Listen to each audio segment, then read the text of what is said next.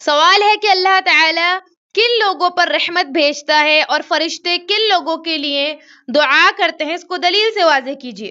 حضرت ابن عمر رضی اللہ عنہما سے مروی ہے کہ رسول اللہ صلی اللہ علیہ وسلم نے فرمایا، بلا شبہ اللہ تعالی سحری کھانے والوں پر رحمت بھیجتے ہیں اور فرشتے ان کے لیے دعا کرتے ہیں۔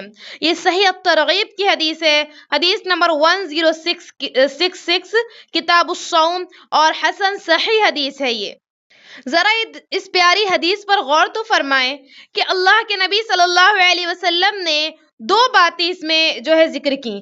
ایک تو اللہ تعالیٰ کی رحمت کی بشارت ملی، دوسرا فرشتوں کی دعا کی بشارت ملی۔ تو آپ سوچیں تو صحیح، اللہ تعالیٰ کی محبت کا اندازہ لگا لیں ان احادیث سے کہ کھانا بھی آپ نے ہی کھانا ہے، آپ جو ہے خود کھا رہے ہیں اپنے ہی خیر کے لیے، اپنے ہی بھلے کے لیے، تاکہ آپ اپنا روزہ اچھے سے گزار سکیں۔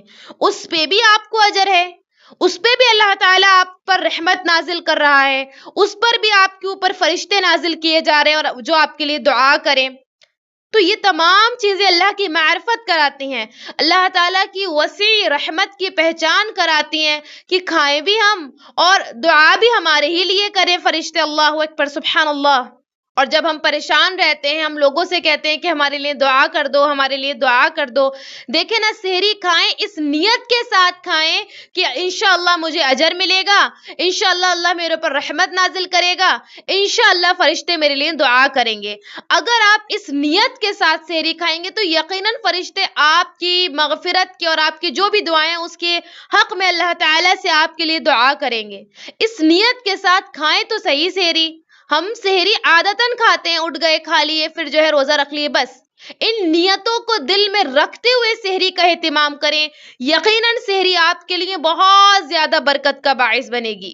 آن لائن اسلامی ٹیوشن بچوں، بچیوں، خواتین اور مردوں کے لیے، اس کے علاوہ آن لائن 2 ایئر عالمہ کورس خواتین اور لڑکیوں کے لیے، تعلیم.ایجوکیشن ویب سائٹ وزٹ کریں، QR کوڈ سے اپلیکیشن ڈاؤن لوڈ کیجئے، 8106126040 پر میسیج کریے۔